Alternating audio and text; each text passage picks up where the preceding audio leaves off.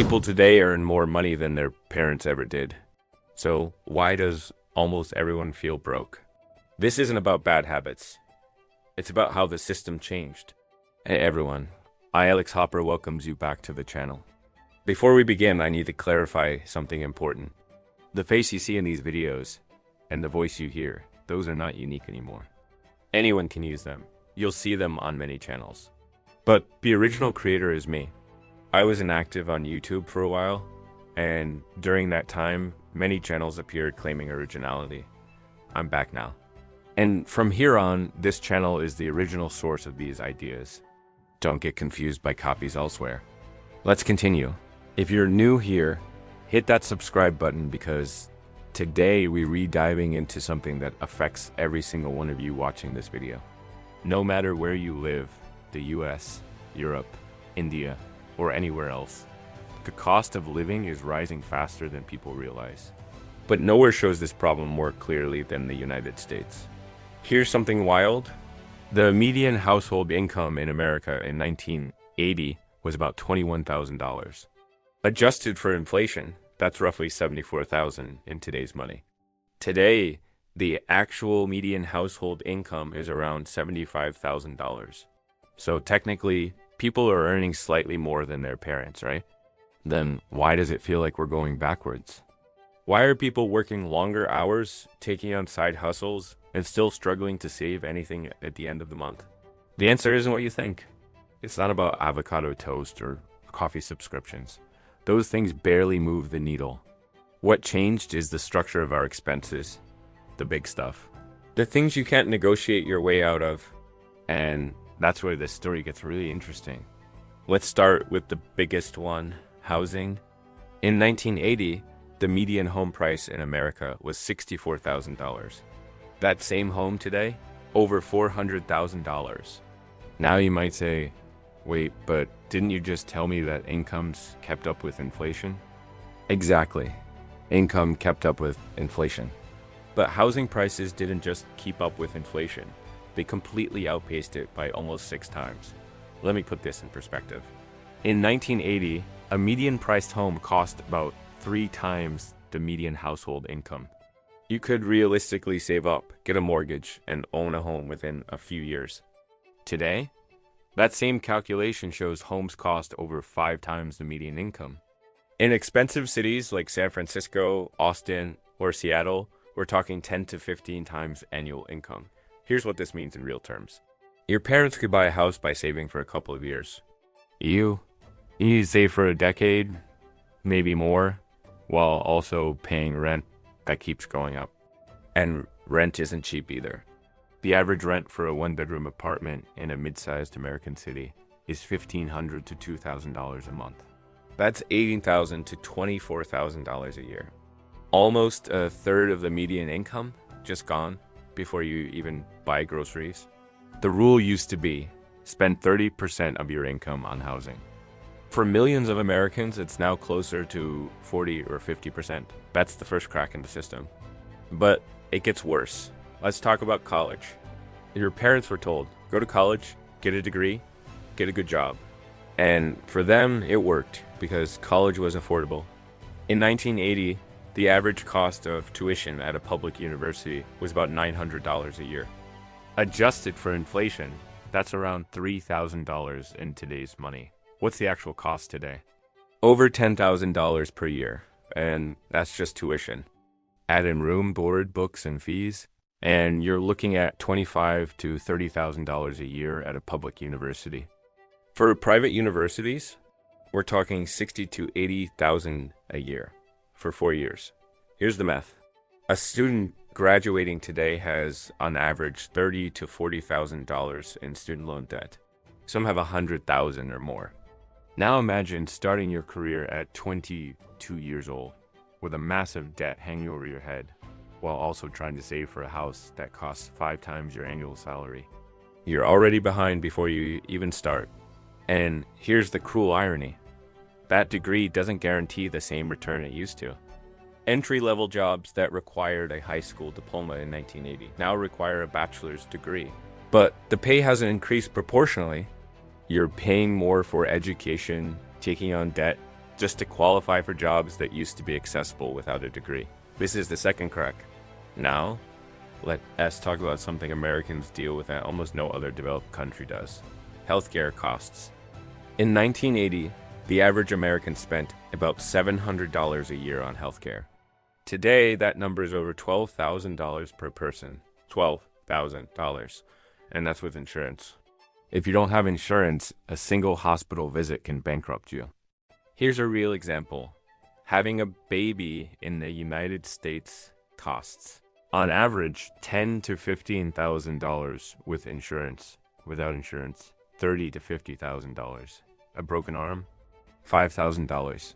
An ambulance ride, up to $3,000. In most developed countries, healthcare is free or costs a tiny fraction of what Americans pay.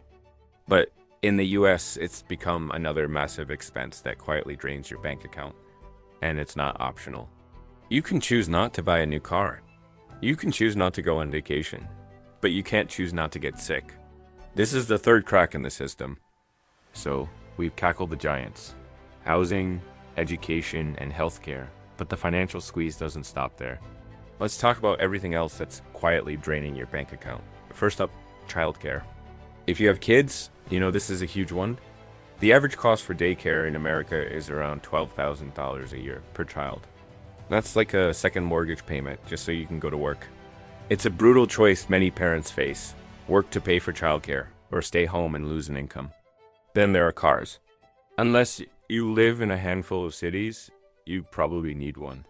The average new car now costs a staggering $48,000. Even a decent used car will set you back $15,000 to $20,000. Our cities were built around the automobile, and now the cost of entry is higher than ever. And how about just feeding yourself? Grocery prices have shot up, especially in the last few years. A shopping trip that used to cost $100 can easily be $150 or even $200 now.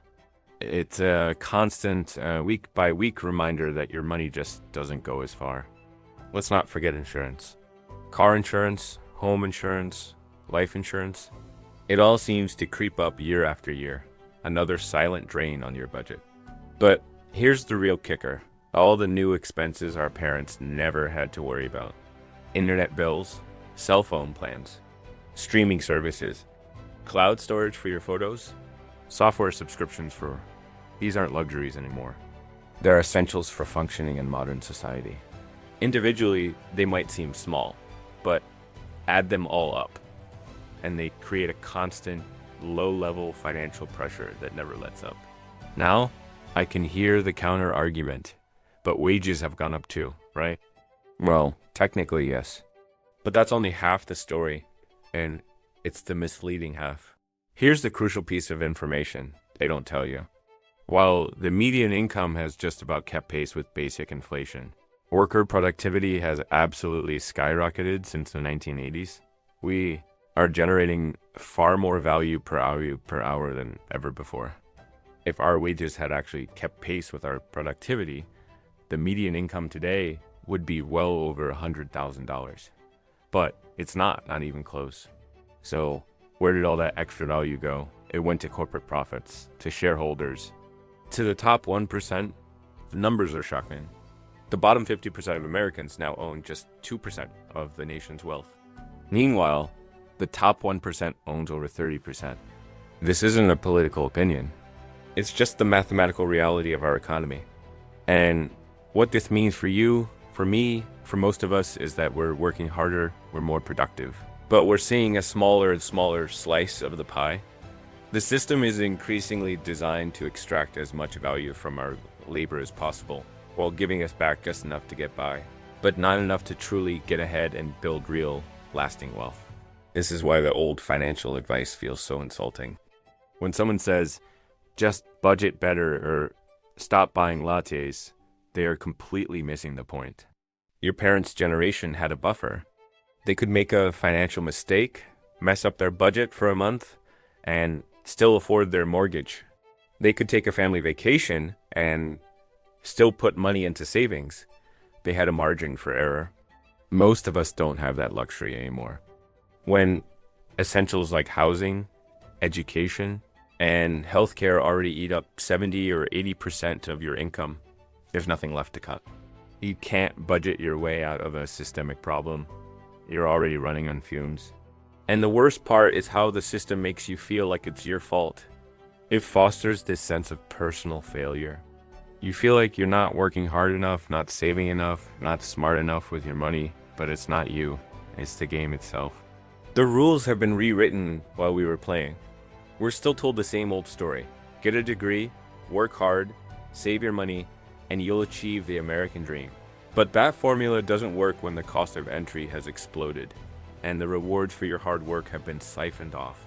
So here's the unvarnished truth. You're not imagining it. You're not crazy for feeling broke even when you have a decent job. You're not failing. The American dream used to be accessible. Now it's a luxury item with a price tag most people can't afford. And until we, as a society, acknowledge that the system has fundamentally changed, we'll keep blaming individuals for a massive structural problem. So what can we actually do about it? It can feel hopeless, but it's not. First, educate yourself. Understand the economic forces at play. Know where your money is going and why. Knowledge is the first step toward empowerment. Second, use your voice and your vote. Support policies and candidates who are serious about addressing the core issues. The cost of housing, the burden of student debt, the price of healthcare, and stagnant wages. These are not side issues. They are the central economic challenge of our time. And finally, let's support each other. The system thrives when it isolates us and makes us compete. Let's reject that. Let's have empathy, share resources and information, and stop judging people for struggling in a system designed to make them struggle. Because this isn't just your problem or my problem. It's our collective problem. If this video opened your eyes or resonated with your experience, please hit that like button and share it with someone who needs to hear this message. And once again, I want to recall you guys that original one is back in the market. So stop trusting on fake ones. The next era economics and your Alex Hopper is back. Subscribe for more content that tells the truth about how our world really works.